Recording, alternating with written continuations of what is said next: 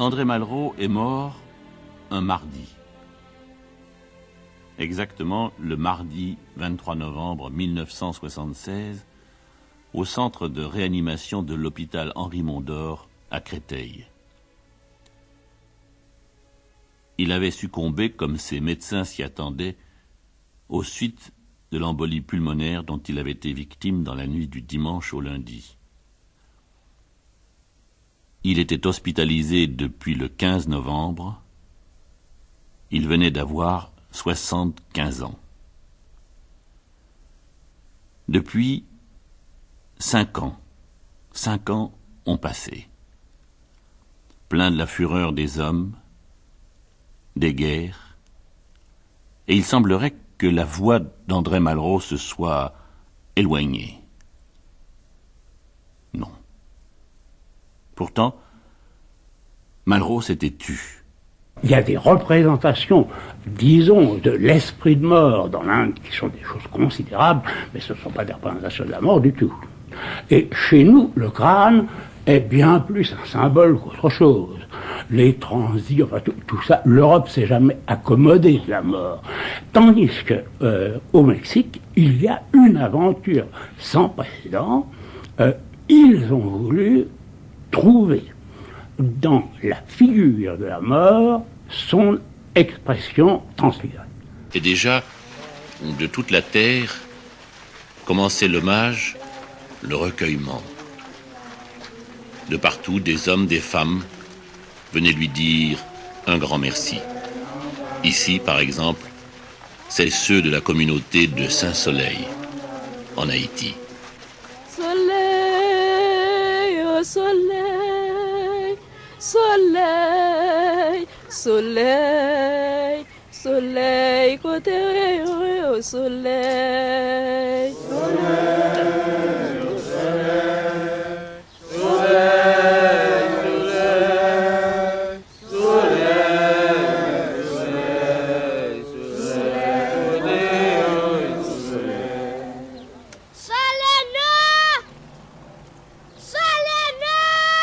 Malraux était mort, et pourtant non.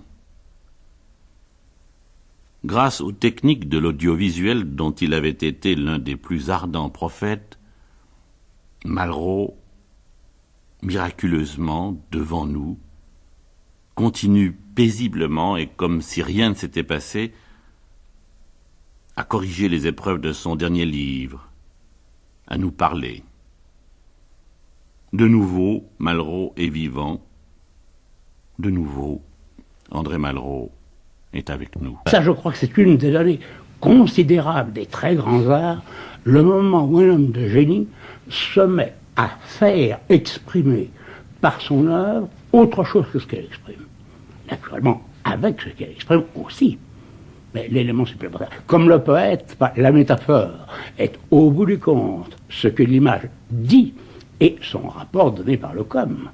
C'est pour ça que quand Mallarmé supprime le com, il crée une poésie nouvelle. Peut-être est-il temps aujourd'hui de réfléchir à ce que nous avions voulu faire avec ce journal de voyage, avec André Malraux à la recherche des arts du monde entier, série de 13 films qui, à l'époque, avaient été coproduits par la SFP, par TF1, et dont nous voudrions maintenant publier en quelque sorte la totalité des textes. Monter un film, c'est faire un choix, c'est écarter. Ici, à France Culture, nous avons la possibilité de tout écouter, de presque tout écouter. Ce journal de voyage avec André Malraux, à la recherche des arts du monde entier, c'était pour nous une sorte de testament esthétique, philosophique et spirituel d'un des plus grands écrivains français d'aujourd'hui. Mais c'était aussi une initiation aux arts du monde entier. Ces arts du monde entier décryptés à travers les intuitions et l'immense culture d'un homme qui a osé, sur le plan de l'imaginaire, établir des relations directes et parfois magiques entre des œuvres pourtant séparées par des siècles ou par des milliers de kilomètres. Cette série, c'était donc exactement le contraire du didactisme. Nous voulions sans doute ensemble tenter une approche de l'art de tous les temps, de tous les pays, mais à travers une sensibilité qui s'appuie sur une connaissance parfaite de l'histoire, tout court, et de l'histoire des arts en particulier. Pour mener à bien cette passionnante, cette longue série, nous avions, avant sa mort, procédé à l'enregistrement d'un dialogue-conversation, si on peut dire, avec André Malraux, dans le Salon Bleu de Verrières, chez les Villemorins, afin d'évoquer avec lui toutes les étapes de cette passion pour les arts du monde entier, passion qui aura duré pour André Malraux pendant plus de 50 ans. Alors pour ce faire, tour à tour avaient été analysés, relus devant lui, des livres tels que Les Voix du silence, mais aussi l'Irréel, l'Intemporel, le Musée imaginaire de la sculpture mondiale, Hôtes de passage, les Antimémoires, La tête d'obsidienne, Lazare, etc. Ce qui fait que peu à peu, de séances de 2 heures d'enregistrement en séance de 2 heures d'enregistrement, nous avions pu engranger 15 heures de dialogue, 15h30 peut-être de dialogue avec André Malraux. Ce qui constituait, à l'évidence, le fil d'Ariane de ces 13 films et qui, aujourd'hui, à partir de maintenant, va être réécouté par nous et avec une émotion d'autant plus grande que ce sont les dernières paroles d'André Malraux. Ce sont ces dernières paroles grâce auxquelles nous maintenons le dialogue avec lui par-delà sa mort. Mais aussi la mise en image, la mise en forme, si vous voulez, de la pensée d'un André Malraux avait impliqué, c'est l'évidence, des tournages dans les musées du monde entier, mais aussi dans tous les hauts lieux culturels, églises romanes, cathédrales, sites archéologiques de l'Égypte, de l'Iran, de l'Inde, du Mexique, du Japon, de l'Amérique du Sud, de la Syrie, du Népal, etc. Dans les films, nous avions recherché des contrepoints d'image plutôt que d'illustrer didactiquement les propos d'André Malraux. Chaque film devait donner aux téléspectateurs la sensation de se dérouler sur l'écran, mais aussi à l'intérieur même de la tête d'André Malraux, et je crois que pour ce qui va suivre, ici, à France Culture, à la radio, il en sera de même. C'est-à-dire que, en écoutant Malraux, en écoutant ces dernières paroles d'André Malraux, l'important, c'est de se laisser aller dans cette pensée en spirale, parfois complexe, mais qui toujours vise l'essentiel, qui toujours veut nous faire avancer vers l'essentiel. Non pas histoire de l'art, mais pourrait-on dire métaphysique de l'art. Car serait vaine, je crois, toute émission consacrée à un André Malraux qui ne parviendrait pas à transmettre, par son rythme sonore, cette impression de fièvre, oui, de fièvre, cette élévation de température qui caractérisait toute conversation, tout entretien avec lui. Les apprentissages d'un regard. Il s'agit bien entendu du regard d'André Malraux qui, peu à peu, a conquis cette acuité inimitable. Une anecdote. Un jour, nous tournions avec André Malraux à Verrières. Et nous parlions, je crois, de Piero de la Francesca. Dans un coin du Salon Bleu, de la maison des Villemorins, un ami, un peintre, s'était mêlé à l'équipe. Il s'appelle Joseph Guin. À la fin du tournage, malgré les caméras, malgré les micros, malgré les questions, Malraux m'avait dit: ce nouveau là-bas, est-ce qu'il n'est pas peintre du dimanche? Parce qu'il nous a écoutés comme un technicien ne pourrait pas nous écouter. Il avait vu. Eh bien, justement, ce que nous voudrions, c'est tâcher de comprendre comment ce regard s'est ouvert sur le monde de l'art. Et aussi, bien entendu, sur le monde de l'audiovisuel, qui compte tant pour un André Malraux. Nous en arrivons maintenant, dans notre dialogue, à un livre qui apparemment n'a pas grand-chose à faire avec l'art. C'est votre Lazare. C'est un livre qui personnellement m'a complètement bouleversé. Je vous l'avais écrit d'ailleurs à l'époque, parce que, en général, toute votre œuvre porte sur cet affrontement entre l'homme et son destin, mais il se trouve qu'avec Lazare, et peut-être pour la première fois, il s'agit d'André Malraux tout court, et presque, si j'ose dire, tout nu, parce que vous êtes là à vous débattre avec une grave maladie. Oui, mais une fois de plus, je dirais que le phénomène individuel est assez faible. Mais mes souvenirs sont pas les souvenirs de n'importe qui, puisque les souvenirs de qui que ce soit sont les siens. Bon. Mais le rapport avec la maladie est très peu individuel. C'est une chose qui m'a frappé à propos de mon livre, à propos de l'expérience elle-même. Vous parlez avec des grands malades qui sont donc en face de la paralysie ou de la mort. Et vous vous apercevez que la conversation a un degré de profondeur qui est quelque chose de commun et de très très fortement commun, mais qui est très très peu individuel et très peu individualisable. Vous le dites dans le livre. Au moment, le vocabulaire du bouddhisme ici est assez bon. Il s'agit toujours dans le bouddhisme de supprimer tout caractère particulier du je. Je, s'écrivant ici J-E, c'est-à-dire, dans la pensée d'un André Malraux, l'oubli du mais en moi. même temps, Il y a l'homme, enfin, au sens de la créature humaine.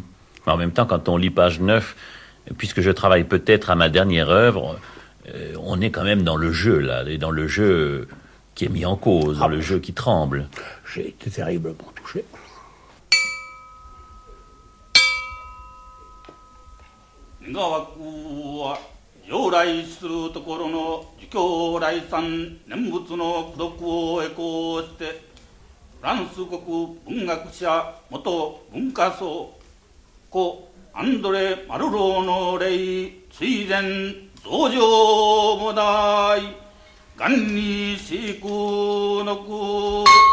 Page 11, vous dites « Si l'aviateur s'était fait sauter avec sa bombe au lieu de la jeter sur Hiroshima, nous ne l'aurions pas oublié, même après une autre bombe.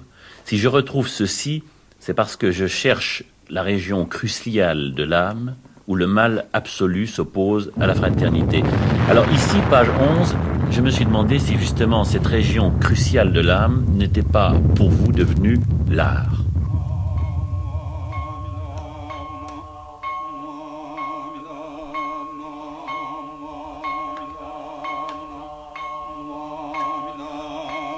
Et moi, je prenais région cruciale de l'âme, non pas dans le contexte, je le prenais en soi, parce que, page 105, vous dites aussi, j'ai perdu la foi après ma confirmation, et plus tard, mon agnosticisme a été moins accompagné de méditation tarie à 20 ans que des cérémonies religieuses asiatiques, etc., etc. Mais j'ai de plus en plus l'impression, en lisant Les Voix du Silence tout d'abord, en ayant relu l'Irel, en ayant lu, grâce à votre gentillesse, le manuscrit de l'Intemporel, j'ai de plus en plus l'impression que l'art se trouve justement à la frontière même de cet agnosticisme, et comme pour réintroduire une part de sacré qui serait justement en relation avec cette phrase dont nous parlions tout à l'heure, cette région cruciale de l'âme. Je crois que nous ne pouvons réfléchir, je veux dire à notre époque, sérieusement sur l'art que comme à une problématique. Or, les autres problématiques ont tout de même un lien, mais aussi une faiblesse. C'est que les autres problématiques ne sont pas accompagnées de présence. N'importe quelle problématique religieuse est la problématique de la foi donnée ou du dogme, comme vous voudrez. Bon. Mais la problématique de l'art dépasse son élément proprement historique, à savoir l'Égypte, les Égyptiens, pour aboutir à ce dont nous avons déjà parlé.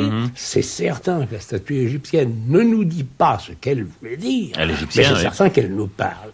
Alors là, l'art représente pour moi quelque chose de tout à fait exceptionnel dans les problématiques de notre temps. Je dirais en simplifiant, qu'est-ce que c'est que la pensée de notre temps? C'est une problématique. Il n'y a pas une dogmatique sérieuse, ou alors vous êtes dans un autre domaine. Je veux dire, on peut dire qu'en Russie, il y a un marxisme qui tient lieu de dogme. Je le veux bien.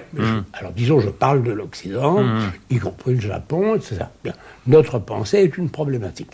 Dans cette problématique, l'art joue un rôle excessivement important parce que seul, il apporte la présence. Nous ne pouvons pas être sur n'importe quelle hypothèse à l'égard de l'œuvre d'art, alors que nous pouvons être sur n'importe quelle hypothèse raisonnable à l'égard de l'évolution d'une religion qui n'est pas la nôtre. Oui, ce sentiment, qui est évidemment très difficile à exprimer par des mots, parce que c'est plus une impression qu'autre chose, c'est que l'art vous permet, la fréquentation de l'art, si on peut dire, je disais en général, ça permet quand même, me semble-t-il, à ce que vous ayez cet agnosticisme qui est en même temps le sens du mystère, ou des mystères. Je pense qu'en effet, il y a mystère, mais prenons tout de même garde à une chose. Nous avons, 5 ou 6 siècles d'art profane. Et puis nous avons 5 millénaires d'art religieux. Par conséquent, les figures que nous voyons, elles ont bien été créées en fonction du mystère.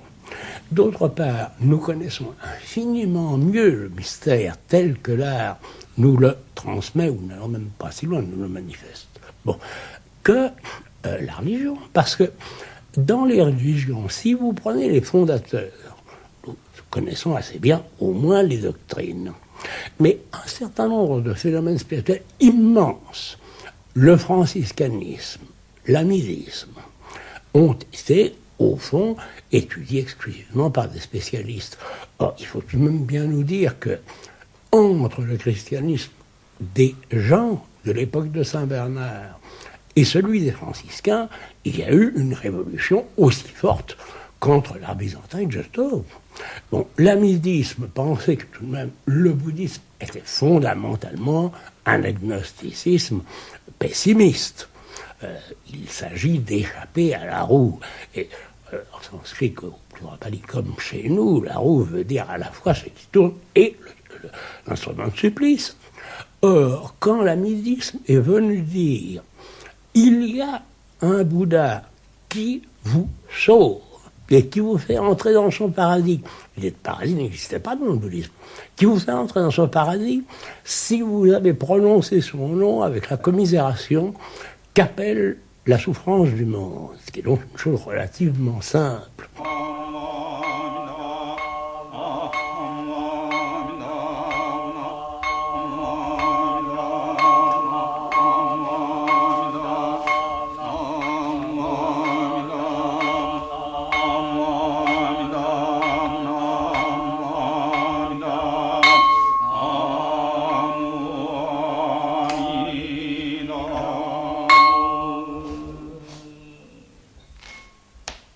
Il y a eu quelque chose comme 500 millions de convertis en une génération.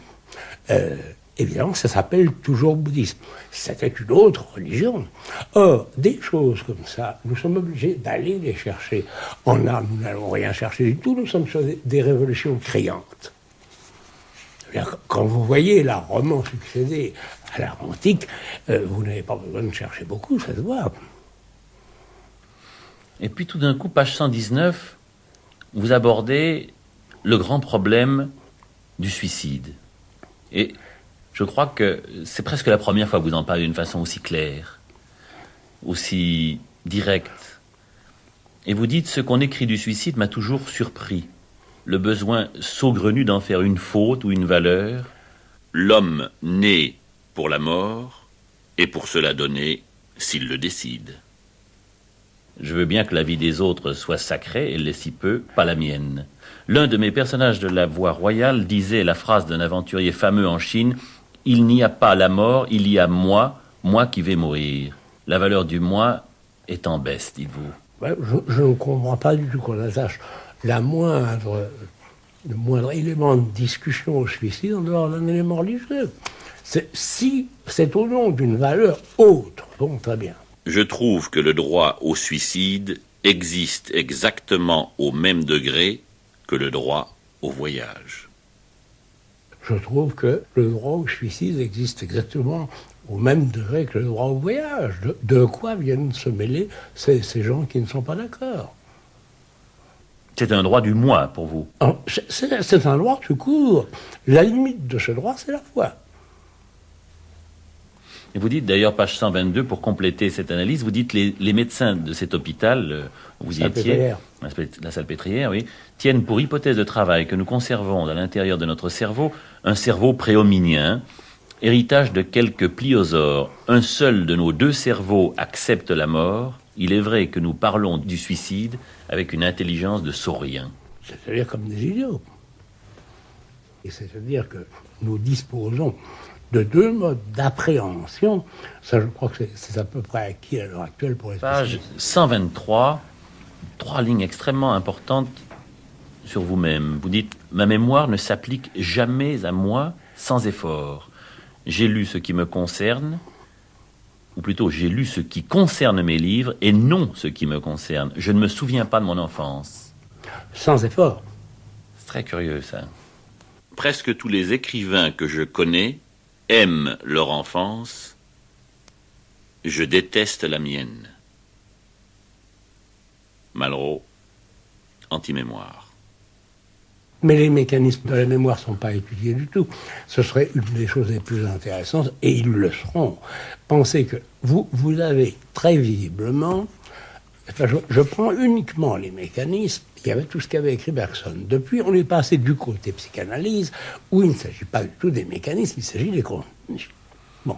Mais pour les mécanismes, nous avons, c'est maintenant tout à fait certain, un certain nombre de gens, malades ou non, dont la mémoire fonctionne naturellement comme quelque chose qui va chercher des trésors. C'est-à-dire la mémoire rapporte des souvenirs agréables.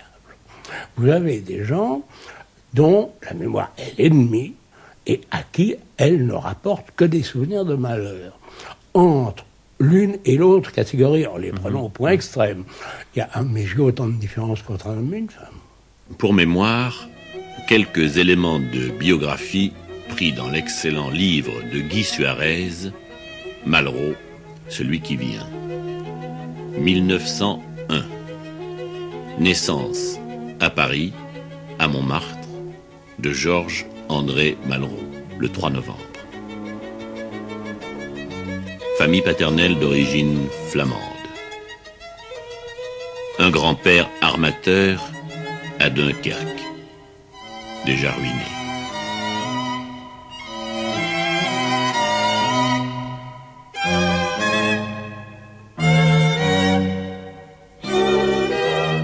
Son père dirige à Paris l'agence d'une banque américaine. Assez mystérieusement, son grand-père meurt d'un coup de hache en 1909.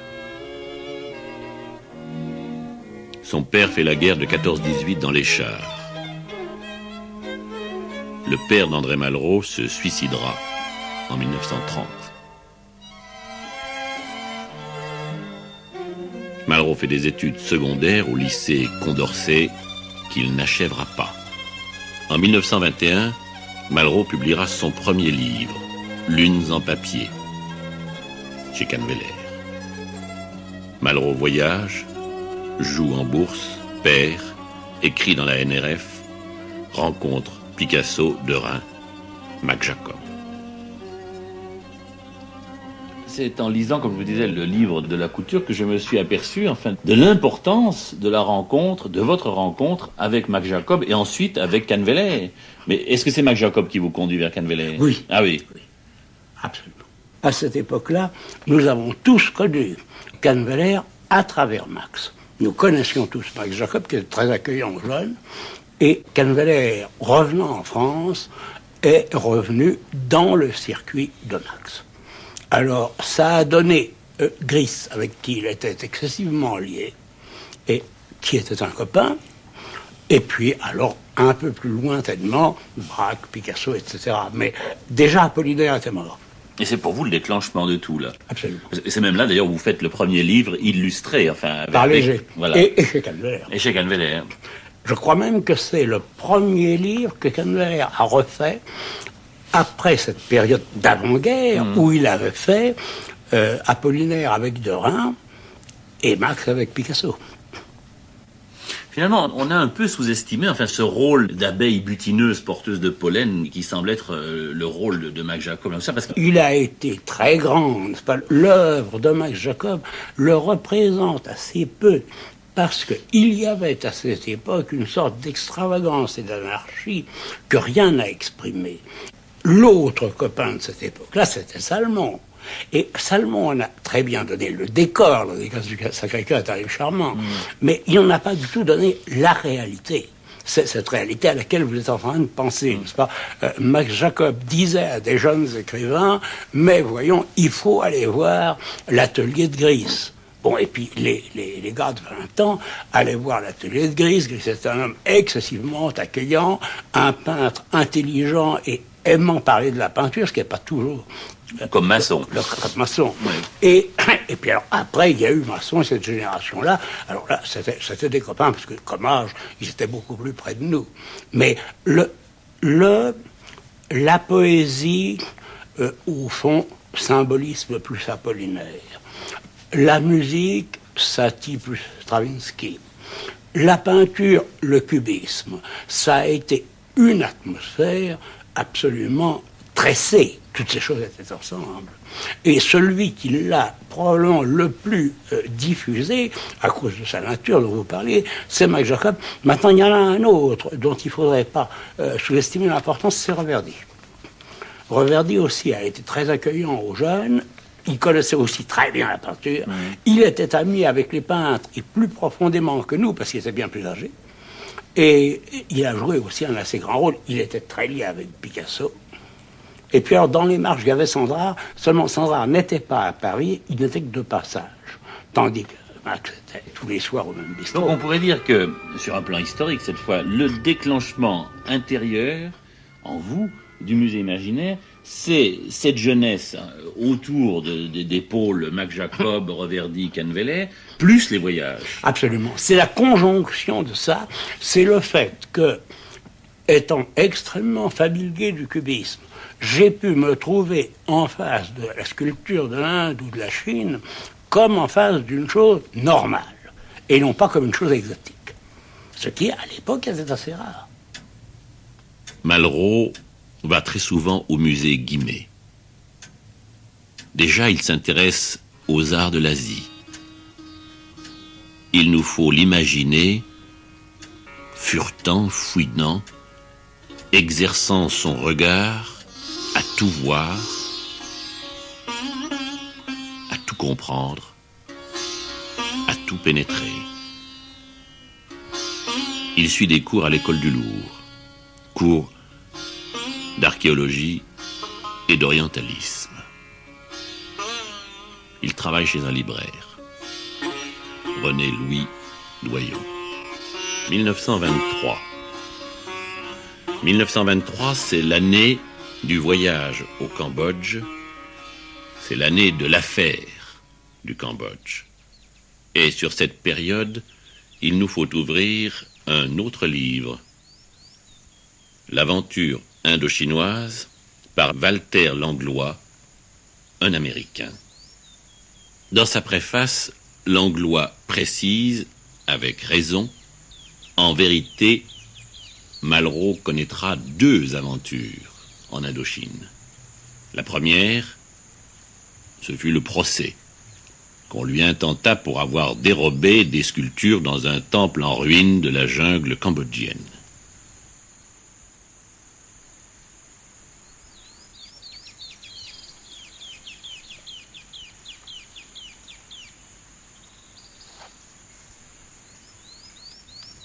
La seconde aventure fut sa participation au mouvement nationaliste annamite et son rôle de directeur d'un journal politique soutenant le programme de ce mouvement.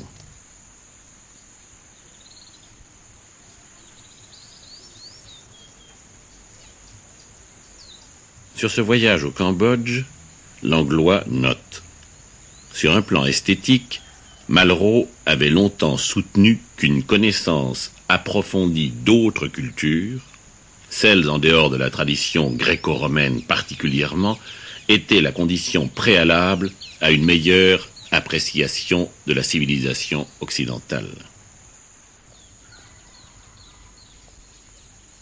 Dans une préface au tableau de son ami grec Galanis en 1922, Malraux avait écrit « Nous ne pouvons sentir que par comparaison. Le génie grec sera mieux compris par l'opposition d'une statue grecque à une statue égyptienne,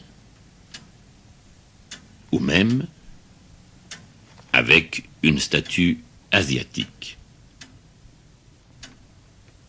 Donc, en octobre 1923, accompagné de sa femme et d'un ami, Chevasson, ils arrivent au Cambodge.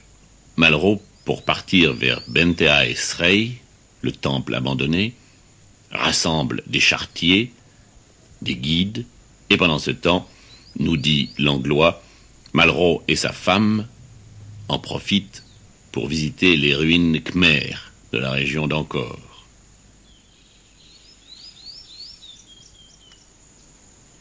Selon les manuscrits chinois, cette ancienne civilisation d'origine indienne existait déjà dans la péninsule au début de l'ère chrétienne. Vers le 7e siècle, un certain nombre de petites principautés indiennes furent groupées en un vaste État qui, au cours des 2 siècles suivants, étendit progressivement son hégémonie sur presque tout l'archipel indonésien. Disons-le tout net, les événements historiques, le malheur du Cambodge, ne nous ont pas permis de nous rendre en ce pays sur les traces d'André Malraux. Comme lui, avant son voyage, nous nous sommes rendus au musée Guimet, et là, regardant les sculptures de cet art khmer, nous avons pensé à Malraux, au jeune André Malraux, qui s'enfonce dans la jungle vers Benteae Srey, là où il va arracher aux ruines quelques sculptures. Au retour de leur expédition, Malraux et son ami sont arrêtés.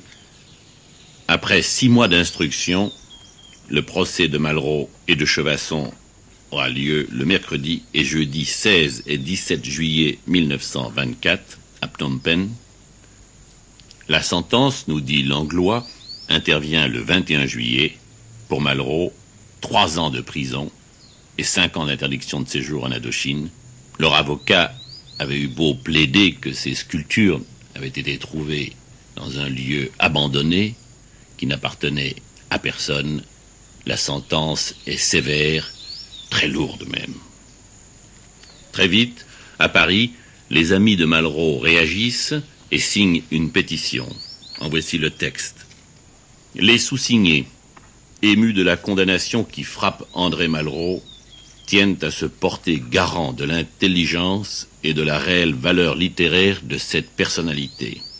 Ont signé François Mauriac, André Mauroy, Gide, Jacques Rivière, Roger Martin Dugard, Gaston Gallimard, Louis Aragon, Pascal Piat, André Breton, Marcel Arlan et même le grand vieillard des lettres françaises, Anatole France. Malraux fait appel. Le 28 octobre, intervient la sentence qui réduit la peine d'André Malraux à 1 an de prison, mais cette fois avec sursis, et celle de Chevasson à 8 mois avec sursis. 1928. Le livre d'André Malraux, Les Conquérants de la voie royale, connaissent tout de suite un grand succès. 1930. Voyage aux Indes, au Japon, aux États-Unis. 1931. Malraux retourne en Chine. 1933. Malraux remporte le prix Goncourt avec La condition humaine. Rappelons ici que depuis janvier 1933, Hitler est au pouvoir en Allemagne. 1933, dans 3 ans à peine, éclatera la guerre d'Espagne. Et parmi les premiers, Malraux sera volontaire pour défendre la République contre les nazis de tout poil. Là-bas, Il créera l'escadrille Espagne et avec ses aviateurs, il participera au combat de Tolède, de Madrid, de Teruel. L'histoire et Malraux se regardent fixement, fermement, les yeux dans les yeux. Au début, vous placez à peu près sur le même plan, l'artiste et l'écrivain, disons. Et je sens qu'aujourd'hui, je vous pose la question, que l'artiste est presque devenu un semi-dieu pour vous. Enfin, semi-dieu, c'est peut-être trop dire, mais quelque chose quand même qui dépasse de très loin l'écrivain. J'en suis pas sûr. Je pense que ça tient beaucoup à ce que la présence de l'art du passé est beaucoup plus grande que celle de la littérature du passé. Enfin, la présence de l'art du passé, d'abord, il y a les bouquins, il y a les photos, puis il y a les expositions. Il y a une vie intense de l'art du passé à notre époque. Il n'y a pas une vie de la littérature du passé très différente de ce qui se passait il y a 100 ans. C'est pas le livre de poche qui nous change grand-chose, parce que les grands potes, je sais par cœur. Alors. Mais supposez que cette conversation soit avec Baudelaire. Eh bien, ce dont nous parlerions en poésie, il connaîtrait les mêmes choses que nous. Bon, si nous nous mettions à parler de peinture, nous serions obligés toutes les 5 minutes d'aller chercher les photos. C'est vrai, oui. Et il y a un autre personnage, je crois, dont il faut évoquer la mémoire ici, c'est Yvan Goll, parce qu'il vous a introduit au cinéma. C'est lui qui vous montre, parmi les premiers en tout cas, les films expressionnistes allemands. Non, Goll connaissait mieux que nous le cinéma allemand, mais il y avait un état d'esprit. L'un de ceux qui nous ont le plus excités, nous les jeunes de l'époque, c'est Sandrard. Sandrard était passionné par le cinéma, il avait beaucoup voyagé, il le connaissait bien, c'est lui qui nous a dit, et là, attention, alors il nous a parlé de Caligari, à une époque où personne n'avait vu Caligari. Quand nous l'avons vu, nous avons été complètement tourneboulés, parce que l'idée qu'on avait du cinéma à ce moment-là était quand même une idée assez réaliste. Oui, c'était le théâtre filmé. Oui. Alors voilà que entrait en jeu quelque chose de complètement autre. Je crois que le début, c'est d'un côté Caligari, de l'autre Charles. Seulement, Caligari, pour nous, c'est de l'archéologie. C'est sumaire, dans le fond. Tandis que Octobre, c'est pas de l'archéologie. Hein. Le gars qui ferait la scène du Conseil des ministres, les matelots sont en train de monter l'escalier, et puis on revient à la salle du Conseil des ministres, il n'y a plus un seul ministre, et il y a les par-dessus à la place. Je me souviens très bien, je me souviens. Et d'ailleurs, c'est avec Eisenstein que vous aviez eu le projet, non plus que le projet, parce que vous avez travaillé longtemps. Il l'a fait. Le découpage était fait, mais... Le projet n'était rien de moins que l'adaptation pour le cinéma de la condition humaine de Malraux par Eisenstein. La rencontre, c'est quand ça? C'est 34, c'est quand vous allez au Congrès des écrivains à Moscou. C'est là, en fait, où le projet démarre, enfin. Et il démarre même loin, parce que je crois que vous avez travaillé ensemble. Nous avons travaillé en ce sens qu'il me posait des questions. Mais alors lui avait travaillé d'une façon tout à fait sérieuse, parce que la fin était écrite plan par plan. C'est-à-dire la fin, c'est au moment où on brûle les révolutionnaires dans les locomotives. Il était parti du principe qu'il ne suivait pas du tout, disons, l'élément biographique du personnage, il passait sur l'épopée. Alors, il avait pris avant l'armée révolutionnaire du Sud, il l'approchait de telle façon dans l'écran qu'on comprenne que c'était celle-là. Et puis celle de l'Est, même jeu. Et alors, au moment où celui qui va être brûlé marche vers la locomotive où on va le jeter, vous savez comme moi qu'il boite, n'est-ce pas? Et alors, Einstein partait de la boiterie.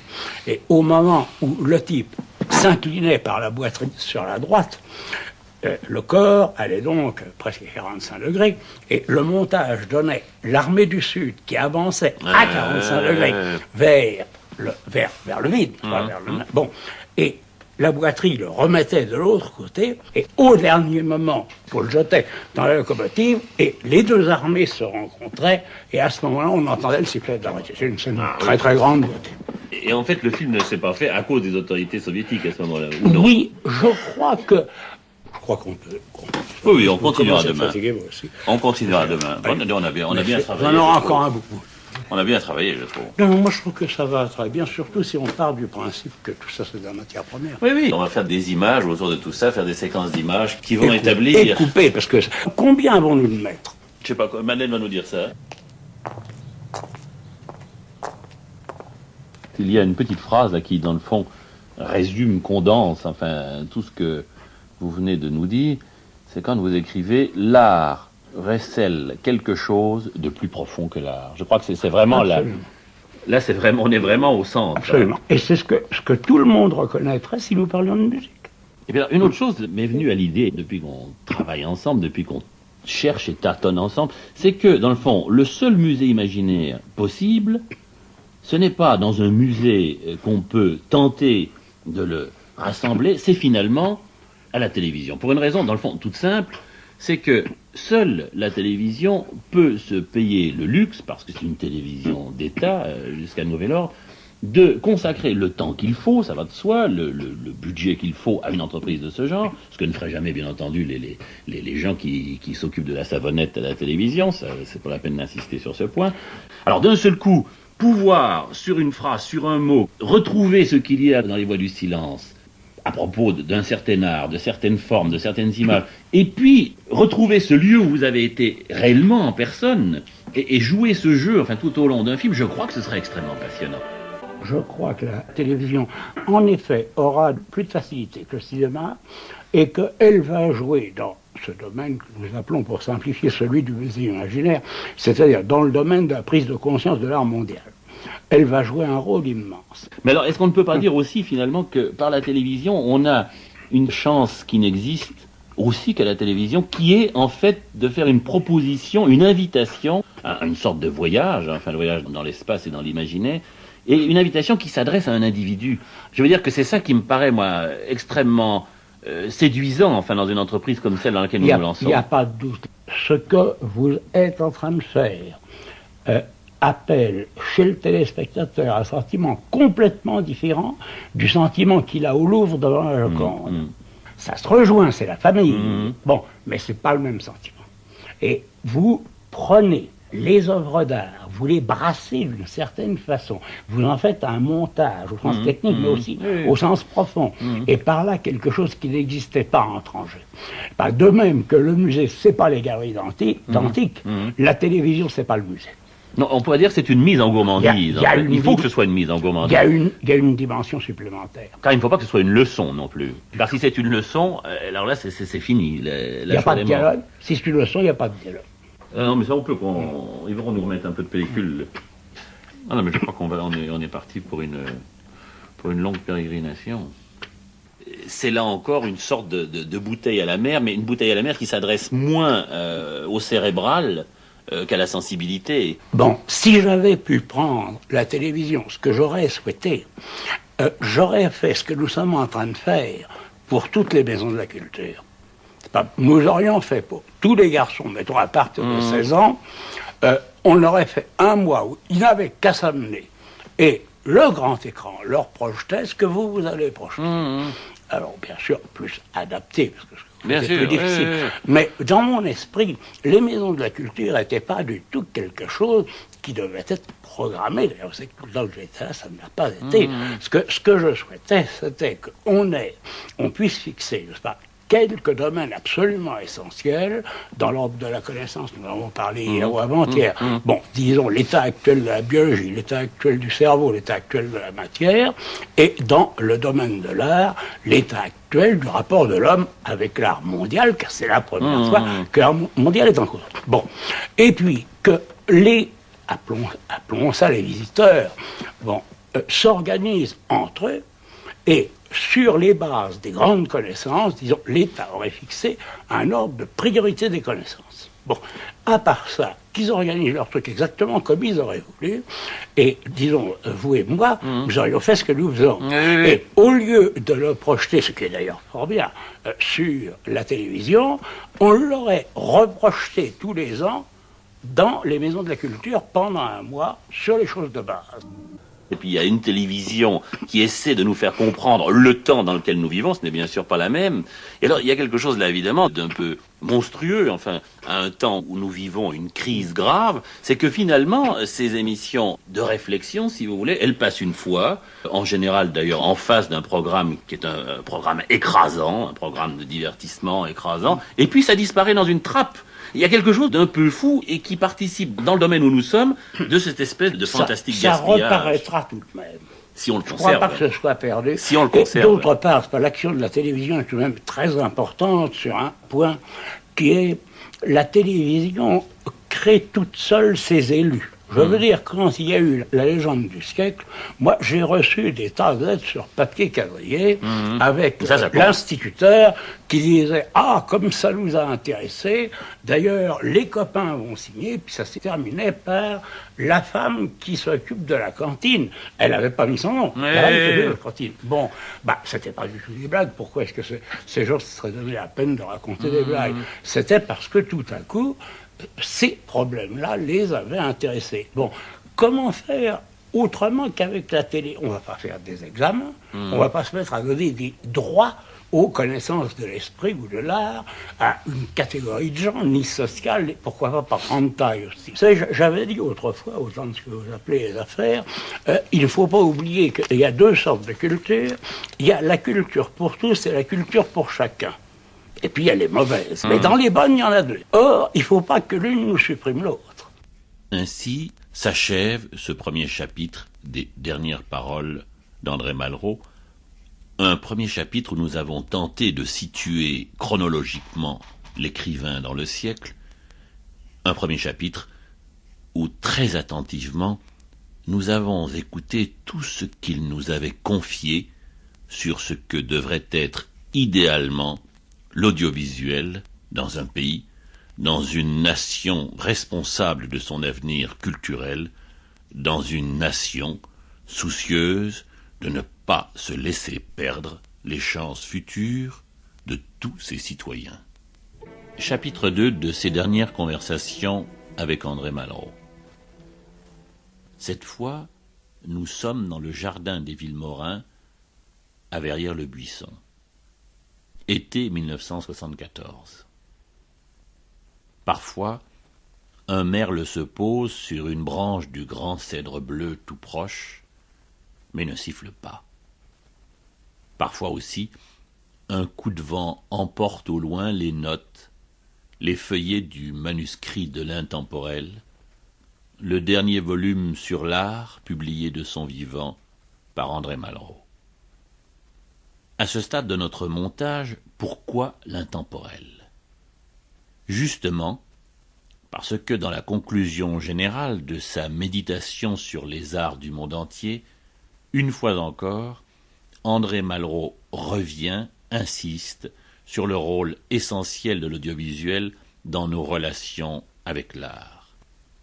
Ainsi nous permet-il de terminer avec lui cette écoute, cette réflexion sur l'audiovisuel, commencée déjà dans le premier chapitre, l'audiovisuel, dernière chance pour un André Malraux de mieux nous partager les richesses du patrimoine, des hommes, des artistes, du monde entier. Et je voudrais que, sans paradoxe, qu'on commence maintenant la lecture des livres, en commençant par la fin, parce que dans ce manuscrit que vous m'avez permis de lire, sur l'Intemporel, il y a tout ce passage qui m'a beaucoup frappé, où en fait vous concluez ce livre sur la notion de musée imaginaire de l'audiovisuel. Et vous dites, ça m'a énormément frappé ce que vous dites à la page 316, vous dites symboliquement, à la mort de Picasso, l'école de Paris finit, mais l'audiovisuel commence. Et vous avez, à propos de l'audiovisuel,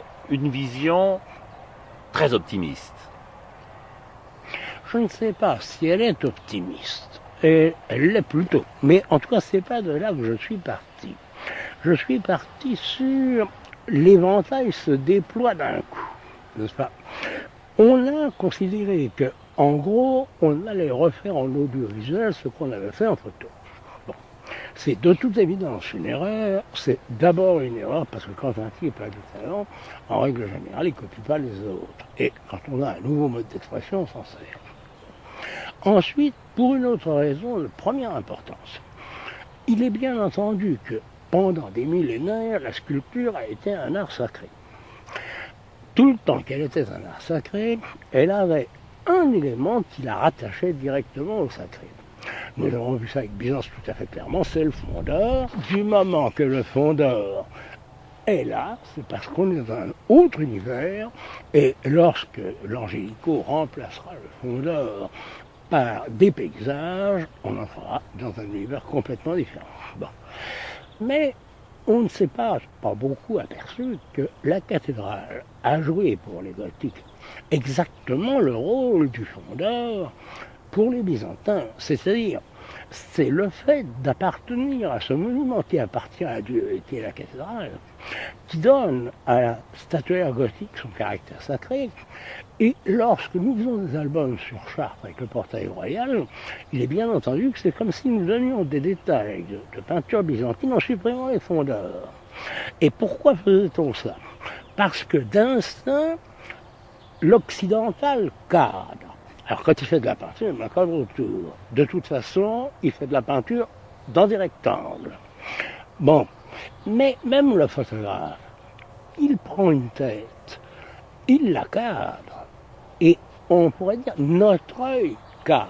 Nous finissons par prendre la tournure d'esprit d'un sculpteur du Moyen-Âge est un sculpteur qui faisait la tête d'un des rois de Chartres, alors qu'il n'en est absolument pas question. Il faisait le personnage, et ce personnage appartenait à la cathédrale, il était destiné à.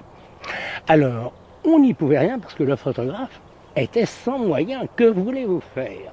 Ou bien vous prenez votre brave roi comme d'habitude, ou bien vous reculez, vous prenez votre portail. Page 318 de ce manuscrit de l'intemporel, vous écrivez « Le musée imaginaire de l'audiovisuel se distinguera autant de celui de la reproduction que l'orchestre du quatuor.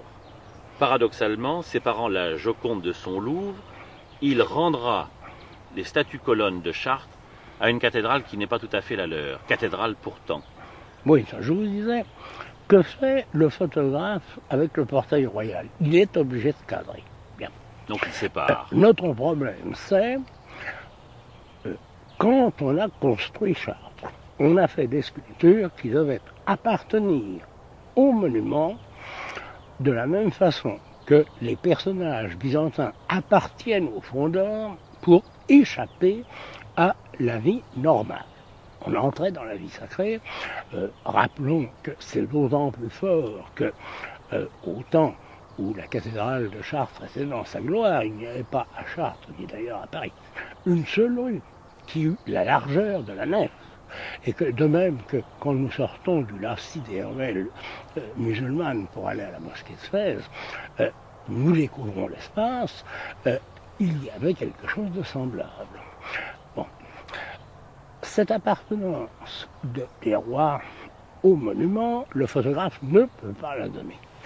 Mais l'audiovisuel peut très bien la donner, parce que si vous voulez, vous, prendre un élément que vous aurez choisi de la cathédrale, et, ayant arrêté votre appareil le temps que vous aurez choisi, partir en oblique sur, je sais pas, la réalité de 40 mètres, c'est la cathédrale qui va traverser votre écran.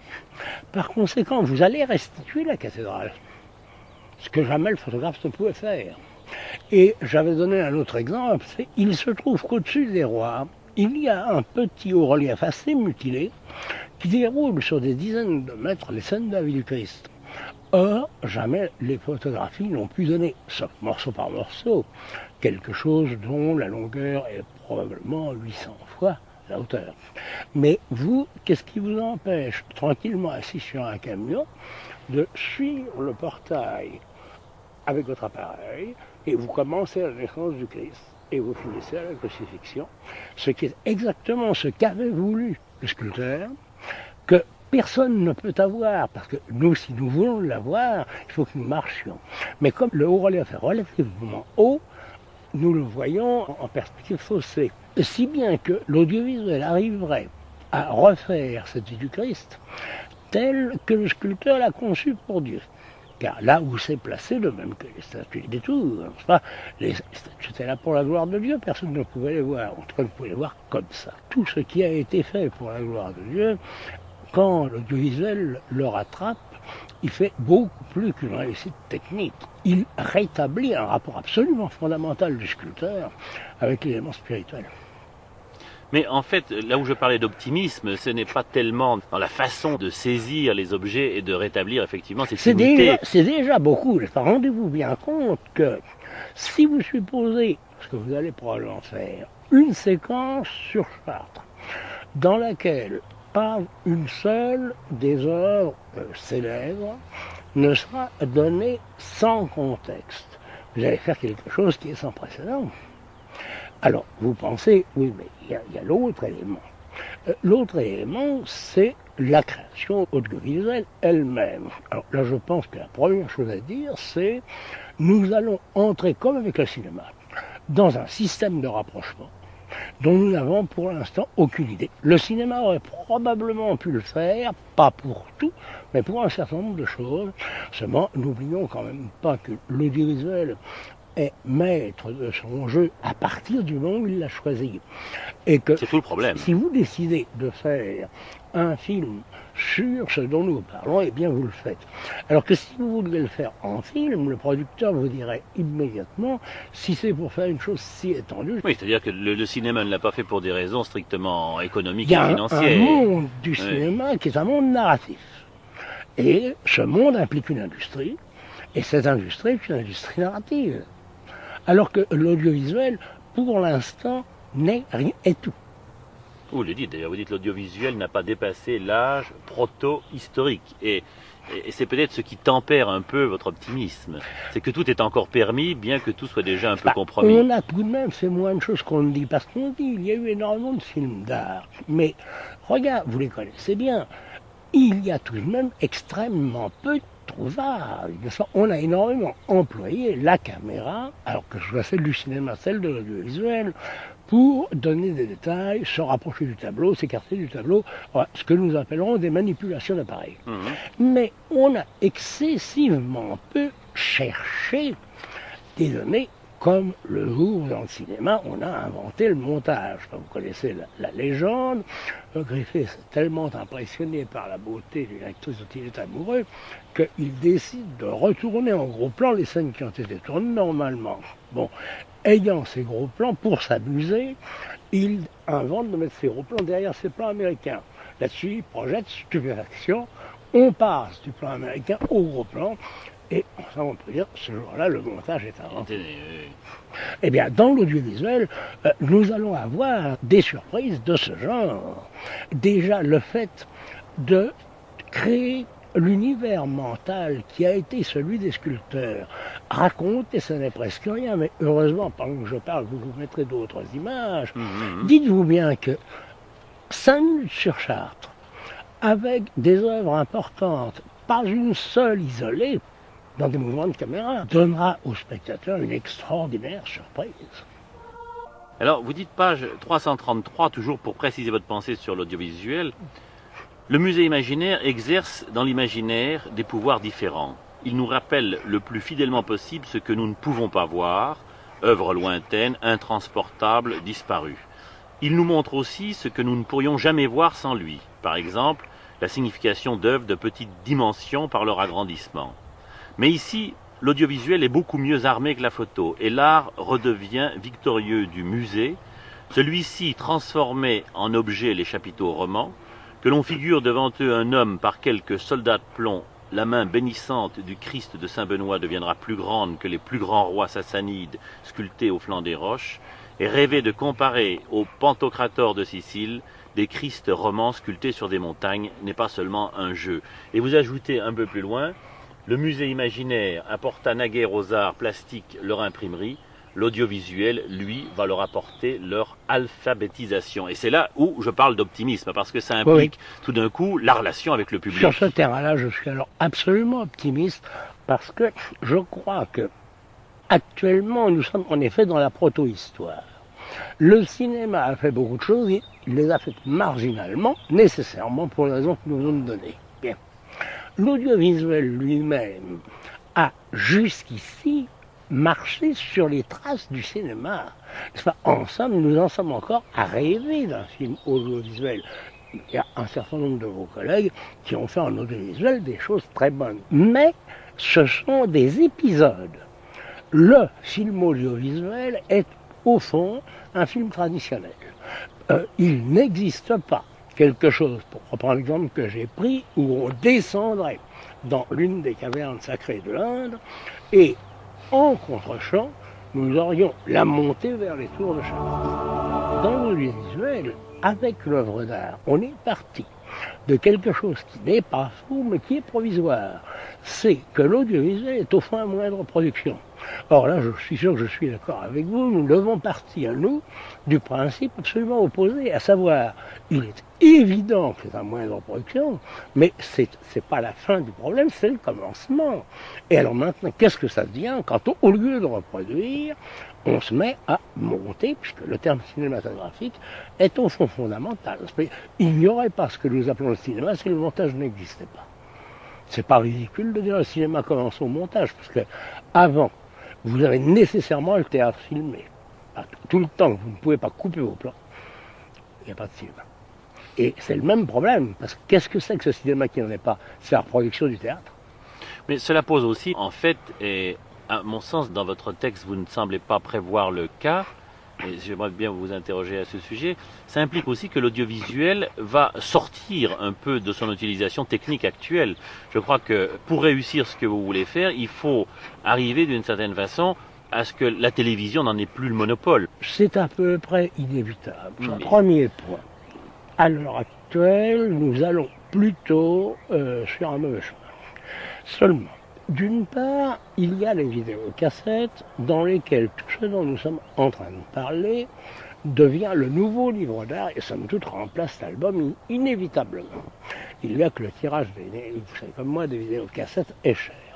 Avec le vidéodisque, il n'y a plus cet inconvénient et nous avons de nouveau l'équivalent de l'album.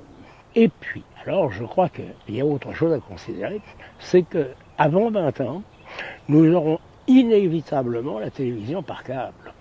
Or, à partir du moment où il y aura la télévision par câble, il y a que vous pouvez faire des films sur l'art, exactement comme on fait à l'heure actuelle des livres sur l'art, d'une part. D'autre part, il y aura peut-être tout de même un ou deux étapes à trop bêtes pour décider que l'histoire de l'art n'est pas, à l'heure actuelle, je crois, au programme des écoles françaises. Mais avant la guerre, c'était au programme des écoles d'Europe centrale. Si vous avez l'histoire de l'art au programme, comme vous aurez à ce moment-là inévitablement l'enseignement par la télé par câble, vous avez alors une matière première sur des garçons, mettons, entre 13 et 20 ans, qui crée un éveil singulièrement fort pour ceux de l'audiovisuel qui voudront après faire des films indépendamment de l'élément pédagogique. C'est-à-dire que pour vous, cet audiovisuel représente un espoir plus que didactique, en fait. Absolument, absolument, comme le cinéma. De même qu'on a cru au début que le cinéma, ce serait un moyen de photographier le théâtre, puis on ne comprend pas du tout, on croit que l'audiovisuel, c'est un moyen de reproduire quelque chose, et déjà, écoutez, tous ceux d'entre vous qui font sérieusement de la télé savent bien qu'ils attaquent le plésiosaure sans arrêt. Enfin, il s'agit tout de même de tourner l'imitation d'une façon ou d'une autre, mais si vous deviez faire 200 mètres de pellicule entièrement significatif, c'est-à-dire autre chose que de la pure reproduction, vous n'auriez pas de peine. Mais vous allez très loin, parce qu'à un moment, vous écrivez cette phrase qui m'a particulièrement frappé, vous dites « Et si l'écran lui-même devenait sanctuaire ?» Oui, c'est la chose la plus importante. Vous allez très loin. C'est la chose la plus importante. Je crois que Maclouane serait absolument ravi avec ça, mais je ne l'exclus nullement. Il faut quand même bien vous dire que l'écran est une étrange réalité, parce que si vous devez avoir le vrai sanctuaire, il est bien évident qu'il est grand. Ah, il est généralement plus grand que nous. Bon. Quand vous en avez la reproduction, ça ne marche pas parce que la photographie plaque. Mais l'audiovisuel ne plaque pas. Alors, du moment que vous savez que si vous faites l'intérieur de la cathédrale en télé, ça marche. Il y a un intérieur, alors qu'en photo, il n'y en a pas. De la même façon, vous pouvez vous dire, vous faites se succéder dans l'écran relativement vite 5 ou 6 figures vaudou sur le même fond noir. Je pense qu'inévitablement, pour le spectateur, l'écran devient sanctuaire. Parce qu'il ne peut pas devenir autre chose. L'idée que nous avons la photo n'est pas défendable sur la succession. Je veux dire, on continue, n'est-ce pas, à oublier que le montage repose sur le fait que les images se succèdent. Faute de quoi il n'y aurait pas de montage. Bien. Mais ce dont nous sommes en train de parler implique la succession des images. Je veux dire que le spectateur ne peut pas regarder le premier vaudou qui reste, mettons, 4 secondes, puis le second vaudou, puis le troisième, comme il tournerait les pages d'un album, parce que vous savez bien que dans la télé, on projette sur la rétine, et alors que au cinéma sur l'écran, la rétine ne le supporterait pas, elle va faire un lieu commun inévitablement. Or, ce lieu commun, si vous l'avez un peu prémédité, c'est-à-dire des œuvres aussi suggestives que le vaudou, et des fronçons, puisque les vrais sanctuaires sont en ensemble nocturne, vous devez avoir quelque chose comme si l'œuvre secrétait une aura. Et cette aura étant à peu près le sanctuaire. Entre ça vaudrait la peine de faire l'essai parce qu'il est facile. Donc si je vous comprends bien, vous voulez dire que l'audiovisuel va être à la fois une nouvelle et en même temps la dernière chance de l'art quant au public. Les deux choses à la fois, comme l'a été d'ailleurs la photo et comme l'a été le cinéma. La photo, elle aussi, est née de on imite. Et puis, extrêmement vite, les photographes ont dit, mais comme avoir du talent, c'est se servir de la lumière. Le problème n'est pas celui de l'imitation, c'est celui du choix. Ils avaient bien raison. Et à partir de ce moment-là, la photographie n'a pas été une imitation.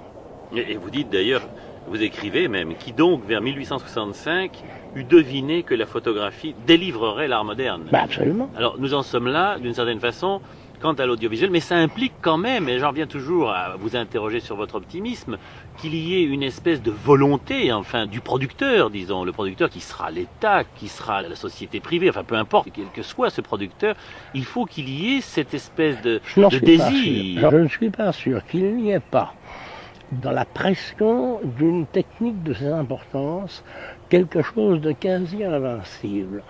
Pensons simplement à ceci. Entre le premier écran de télévision public en France et les hommes sur la Lune, il y a combien de temps? 20 ans.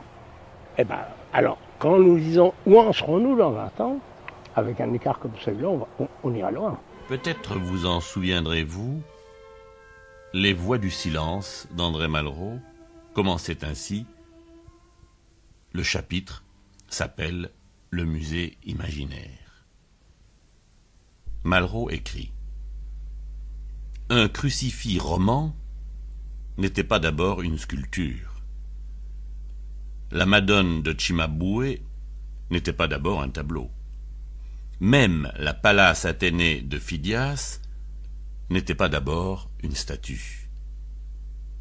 Le rôle des musées dans notre relation avec les œuvres d'art est si grand que nous avons peine à penser qu'il n'en existe pas, qu'il n'en exista jamais, là où la civilisation de l'Europe moderne est ou fut inconnue, et qu'il en existe chez nous depuis moins de 2 siècles.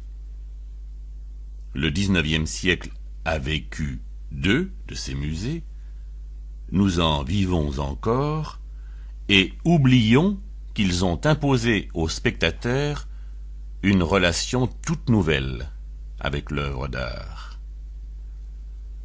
Les musées ont contribué à délivrer de leurs fonctions les œuvres d'art qu'ils réunissaient, à métamorphoser en tableaux jusqu'au portrait.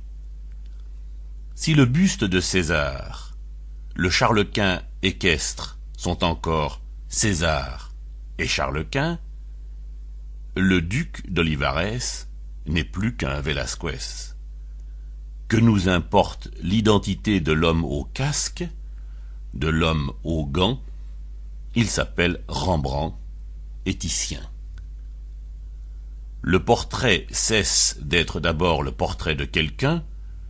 Jusqu'au XIXe siècle, toutes les œuvres d'art ont été l'image de quelque chose qui existait ou qui n'existait pas avant d'être des œuvres d'art. Aux yeux du seul peintre, la peinture était peinture, encore était-elle aussi poésie? Et Malraux ajoute, toujours au début des Voix du silence, « Notre relation avec l'art, depuis plus d'un siècle, n'a cessé de s'intellectualiser. Le musée impose une mise en question de chacune des expressions du monde qu'il réunit, une interrogation sur ce qui les réunit. Au plaisir de l'œil, la succession, l'apparente contradiction des écoles ont ajouté la conscience d'une quête passionnée, d'une recréation de l'univers en face de la création. Après tout, le musée est un des lieux qui donne la plus haute idée de l'homme. » Et Malraux terminait ainsi ses Voix du silence. Sans doute, un jour, devant les étendues arides ou reconquises par la forêt, nul ne devinera plus ce que l'homme avait imposé d'intelligence aux formes de la terre en dressant les pierres de Florence dans le grand balancement des oliviers toscans. Il ne restera rien de ces palais qui virent passer Michel-Ange exaspéré par Raphaël, rien des petits cafés de Paris où Renoir s'asseyait avec Cézanne et Van Gogh avec Gauguin. L'éternel de la solitude n'est pas moins vainqueur des rêves que des armées. Et les hommes n'ignorent guère tout cela depuis qu'ils existent et savent qu'ils doivent mourir. Malraux ajoutait, « L'humanisme, ce n'est pas dire « ce que j'ai fait, aucun animal ne l'aurait fait », c'est dire « nous avons refusé ce que voulait en nous la bête, et nous voulons retrouver l'homme partout où nous avons trouvé ce qui l'écrase. » Sans doute, pour un croyant, ce long dialogue des métamorphoses et des résurrections s'unit-il en une voix divine, car l'homme ne devient homme que dans la poursuite de sa part la plus haute. Mais il est beau que l'animal qui sait qu'il doit mourir arrache à l'ironie des nébuleuses le chant des constellations et qu'il le lance au hasard des siècles auxquels il imposera des paroles inconnues. Dans le soir où dessine encore Rembrandt toutes les ombres illustres et celles des dessinateurs des cavernes suivent du regard la main hésitante qui prépare leur nouvelle survie ou leur nouveau sommeil. Et cette main, dont les millénaires accompagnent le tremblement dans le crépuscule, tremble d'une des formes secrètes et les plus hautes de la force et de l'honneur d'être homme. Entre ces deux textes, le texte sur les musées et cette main dont les millénaires accompagnent le tremblement dans le crépuscule, il y a pour nous cette chance extraordinaire d'avoir pu enregistrer des heures et des heures les dernières paroles d'André Malraux. Eh bien, ensemble, nous allons essayer de les réécouter, ces paroles, et de les écouter d'autant mieux qu'elles nous viennent de par-delà sa mort, et comme si justement il voulait, il pouvait continuer à nous parler. La chose qui m'a peut-être immédiatement frappé en lisant presque votre manuscrit, puis j'ai eu la chance de lire ce qu'on appelle les bonnes feuilles, c'est de voir que tout au long de ce livre, qui est quand même en gros consacré à Picasso, moitié, il y a une sorte en même temps de fidélité à votre Espagne. Le livre commence sur une première phrase qui est « Je mets à jour des notes de la guerre d'Espagne, le dernier printemps de Barcelone ». Ensuite, vous parlez des différents tableaux que vous faites venir chez Mag à la Fondation et vous soulignez bien qu'il y a un de ces tableaux que vous auriez voulu faire venir, mais vous ne faites pas venir parce que vous auriez dû le demander à Franco. Troisième notation, vous parlez de cette extraordinaire figure d'obsidienne que vous avez vue un jour au Mexique, c'est cela, et vous précisez bien que vous avez vu cette pierre qui donne en fait son sens et son titre à votre livre avec le dernier ambassadeur de l'Espagne républicaine. Je ne sais pas si c'est une sorte de leitmotiv qui revient comme ça ou si c'est voulu. Non, c'est pas voulu, mais les choses se commandent un peu. C'est pas, la note qui commence le livre, c'est le hasard. Bien. Hasard assez intéressant tout de même. Oui. Ensuite, il y a que, pendant que j'écrivais, mes souvenirs de Picasso sont excessivement liés à l'Espagne parce que nous avons surtout été liés pendant la guerre et à mon retour de la guerre, parce que nous avions en commun notre lien avec l'Espagne républicaine, n'est-ce pas ? Ce qui fait que quand je pense à Picasso, j'ai toujours une certaine tendance, inconsciemment, à penser aussi à l'Espagne. Les deux choses sont liées. L'ambassadeur, c'est parce que le Mexique est le seul pays qui est encore une ambassade de la République, en somme, le Mexique n'ayant pas, je crois qu'il a maintenant reconnu le gouvernement, mais il n'a pas supprimé la légitimité de la République.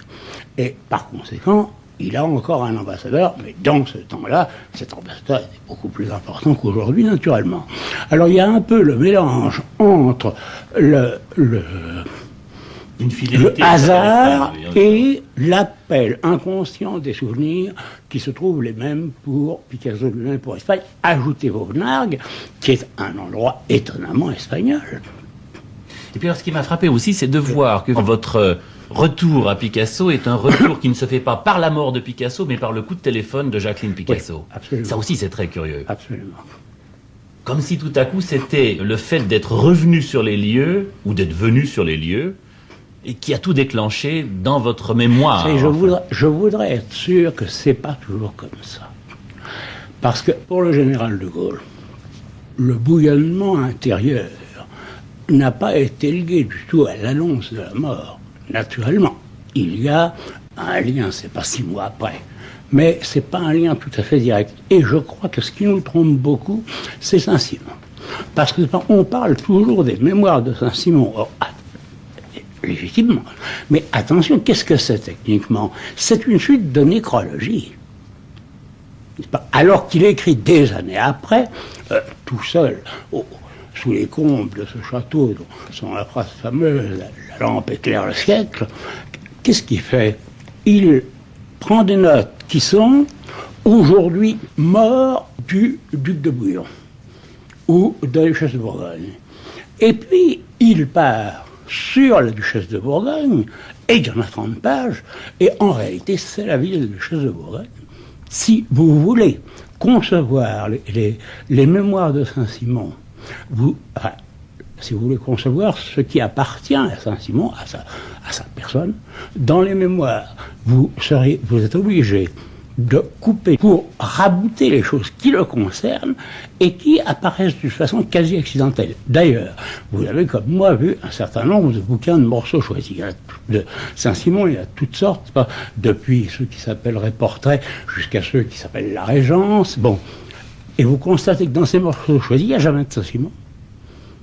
Il a un, comment appellerons-nous ça, livre au sens où il l'entendait lui, c'est pas une partie considérable, qui le concerne parce qu'il attachait une grande importance à son ambassade en Espagne. Alors là, il est son propre héros. Mais le reste du temps, les trouvailles absolument formidables, le portrait de Louis XIV, né avec très peu d'esprit, etc. Tout ça, c'est né de la mort, et les souvenirs forment le portrait. Et ce qui est très curieux, quand vous compariez tout à l'heure votre livre sur le général de Gaulle et ce livre sur Picasso, et ce qui me frappe, il y a deux choses qui me frappent tout de suite, c'est d'une part ce dialogue que vous avez avec deux grands morts, et aussi le fait que ce sont les lieux qui vous marquent énormément. Parce que, dans le fond, dans les chaînes qu'on abat, c'est ce dernier voyage à la Boisserie qui constitue le cadre et le déclenchement de votre mémoire. Et de la même façon, pour Picasso, c'est cette espèce de pèlerinage, enfin, dans tous les lieux de Picasso, qui va en quelque sorte tout déclenché, enfin, chez vous. Et Peut-être ça me plaît peut-être énormément. que les grands hommes ont des lieux qui leur ressemblent. C'est pas quand Jacqueline Picasso m'avait téléphoné, nous étions à Vaunargues, je lui avais répondu attention, parce que c'est pas vous qui étiez à Vaunargues, ce sont les tableaux. Les tableaux ont acheté Vaunargues et vous étiez les bergers. Alors vous avez accompagné les moutons, mais vous n'avez jamais habité nulle part, ce sont les tableaux qui habitaient quelque part. Bon, pour Picasso, c'est criant. Que vous preniez l'atelier des grands Augustins, où il passait comme un chat, au milieu d'un désordre pieusement entretenu, ou que vous preniez Vaunargues, qui est un lieu absolument irréel, et enfin, dans le livre, je dis le tombeau de Don Quichotte, vraiment c'est ça, ce sont des lieux qui ne ressemblent pas à quelqu'un d'autre. Et quant au général de Gaulle, pour des raisons inverses, le paysage de la boisserie lui ressemblait. C'est pour des raisons inverses, parce que dans Picasso, c'est le désordre qui est ressemblant. Dans le général de Gaulle, c'est l'ordre.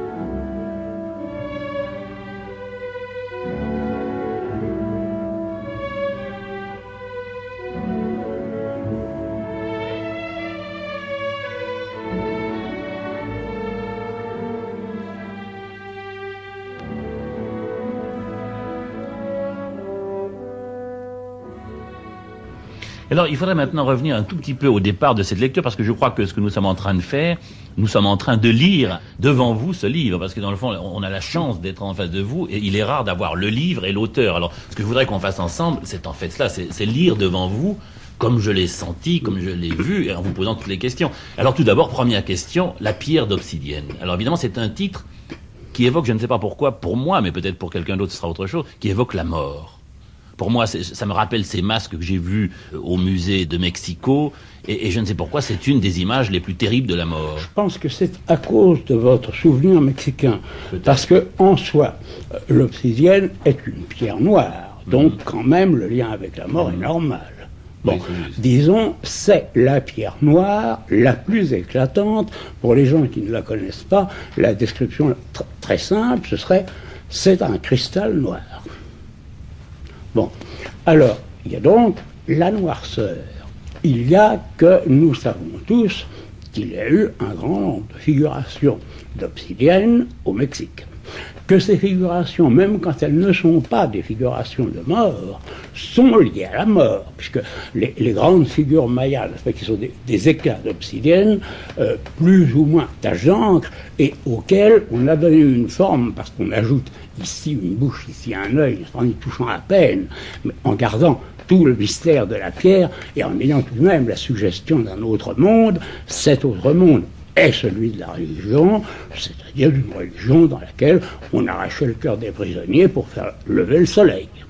Alors, ça fait quand même beaucoup de choses. Regardez, chez nous, si nous lisons le jet, J-A-I-S, ça a été une pierre de deuil, et l'évocation de la mort est certaine.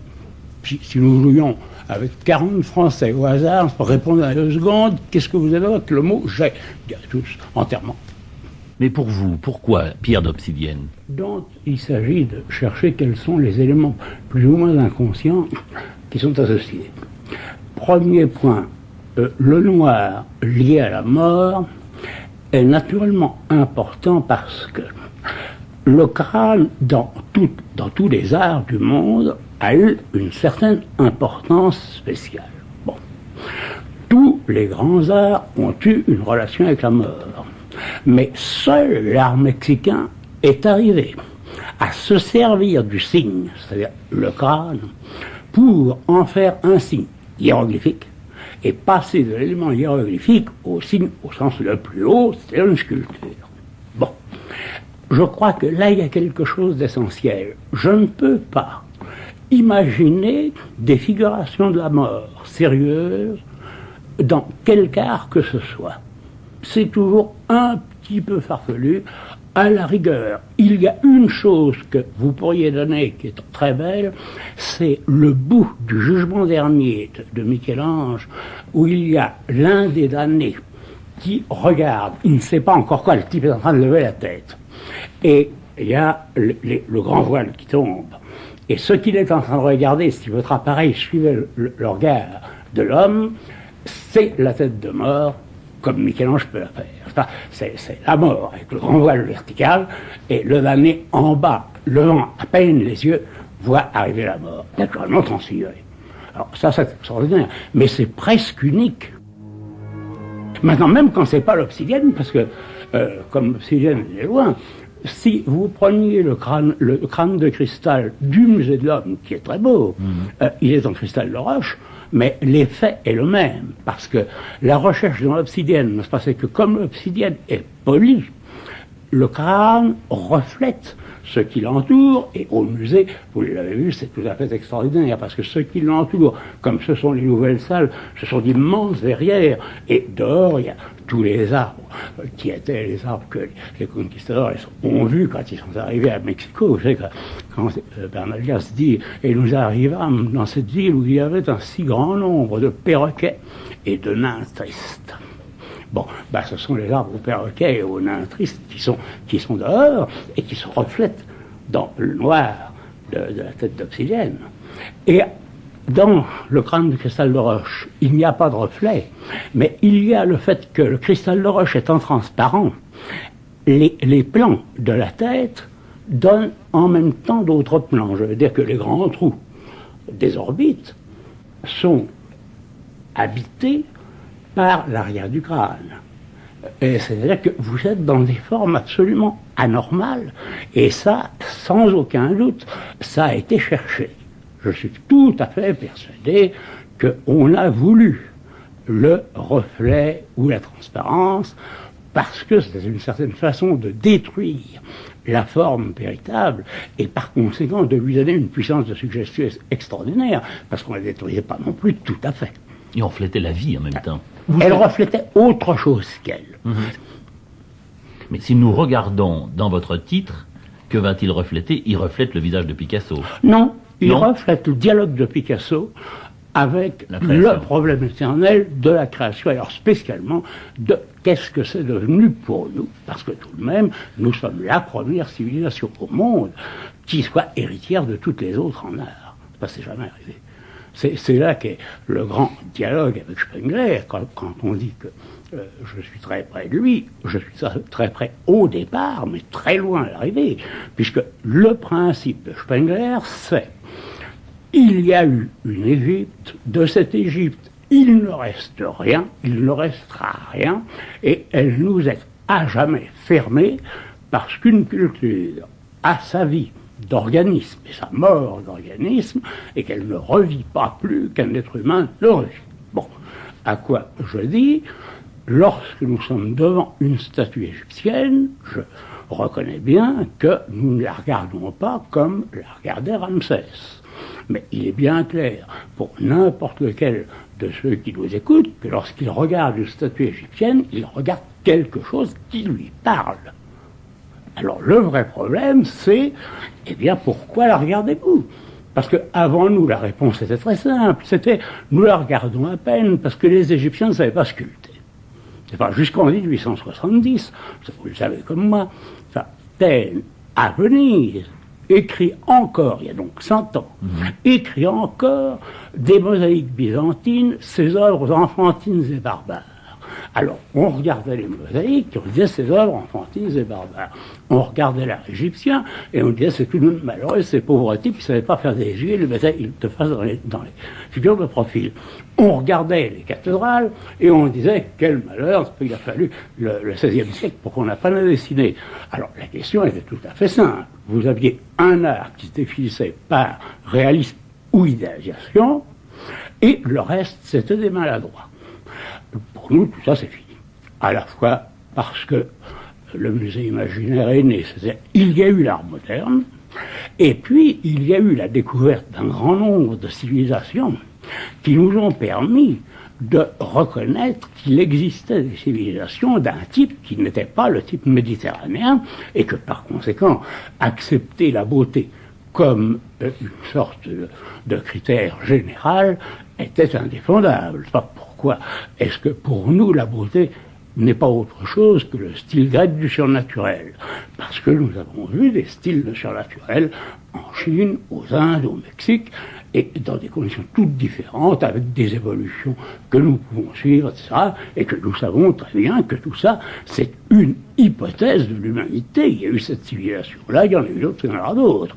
Nous sommes les premiers. Enfin, l'artiste qui arrive au Louvre actuel ou au musée imaginaire et qui se trouve à la fois en face du fétiche nègre, de la figure mexicaine, d'un Bouddha des grandes dynasties chinoises, d'une grande figure indienne, d'un tableau d'art moderne et des statues de l'Acropole, n'a pas de précédent. C'est jamais arrivé. C'est la reconnaissance de l'autre, tout à coup. Et de ses droits. Oui. Et puis alors, l'art comme interrogation, en ce qui nous concerne. Nous avons, donc je veux dire les hommes, nous avons cru que nous interrogions l'art, pour simplifier le musée. Mais notre génération a découvert que c'est nous qui sommes interrogés. Et là-dessus, pour ceux qui nous écoutent, je voudrais préciser que le musée imaginaire n'est pas du tout le musée que chacun invente. Ce qui est très important, c'est justement l'inverse. C'est que, à notre époque, il y a des œuvres qui s'imposent à nous et nous en acceptons à peu près les 3/4. Le 4e quart est variable. Mais les 3/4, tout le monde les a en commun. Et dans le livre, c'est assez intéressant quand Picasso me dit « Mais enfin, c'est insupportable. Pourquoi est-ce que c'est Derain qui va acheter des bronzites et pas moi, alors que ce que je fais ressemble aux bronzites et pas ce qu'il fait. Pourquoi est-ce que j'ai vu des fétiches nègres chez Matisse, alors que Matisse ne faisait pas un art qui ressemble au nègre et que c'est moi qui le faisais? Eh bien, en fait, vous savez que moi, tous les grands peintres de notre temps ont acheté des nègres bien avant la mode des nègres. Et c'est d'autant plus surprenant que ce qu'on trouvait à ce moment-là était un art relativement populaire, les bonhommes. Et il y a, on connaît la photo de ce cabinet de travail d'Apollinaire. Apollinaire était presque le seul à aimer Arnay, c'est le poème, ça, parmi mes fétiches d'Océanie et de Guinée. Et ce fétiche qui est chez lui est un fétiche qu'aucun de nous n'aurait envie d'acheter. C'est le fétiche du Congo rapporté par le colonial humoriste. C'est pas du tout les masques terribles et mettant en question tous les plans de la sculpture. Voilà. Tout ce qui précède, toutes ces dernières paroles d'André Malraux, nous les avons enregistrées à Verrières-le-Buisson, très exactement le 11 février 1974. Quelques semaines plus tard, je m'en souviens, son livre « La tête d'obsidienne » devait sortir en librairie, et Jacqueline Baudrier, qui était alors directrice de la première chaîne de télévision, m'avait demandé de marquer l'événement en tournant un film avec Malraux.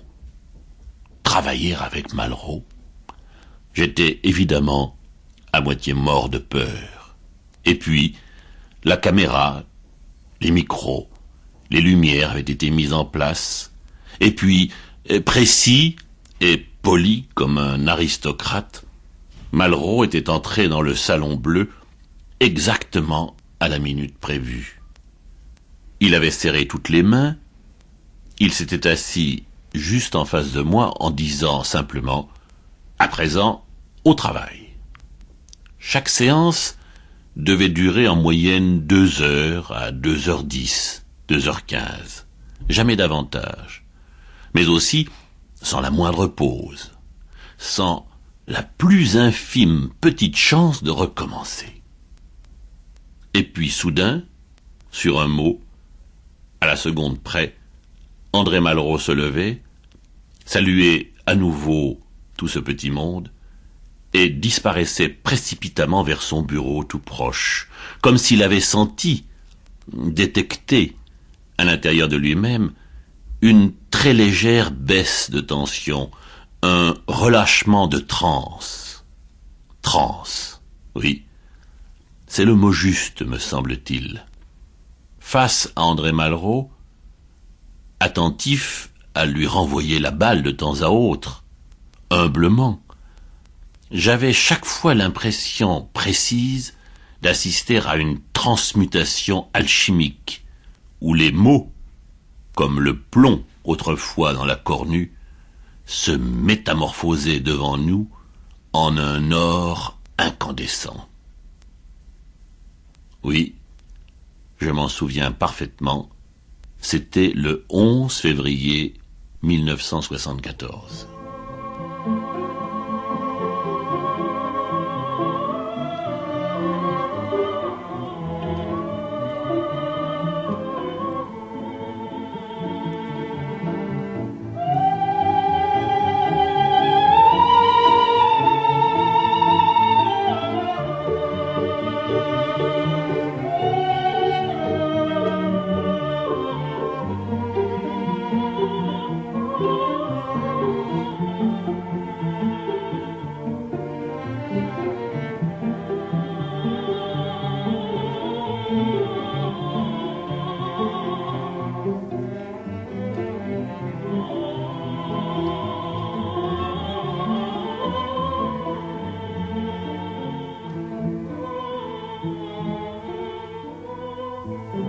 C'était Dernière conversation avec André Malraux. Chapitre 2e. Une série de 15 émissions proposées par Jean-Marie Drault. Assistante Annie Wojciechowska. Réalisation Arlette Dave.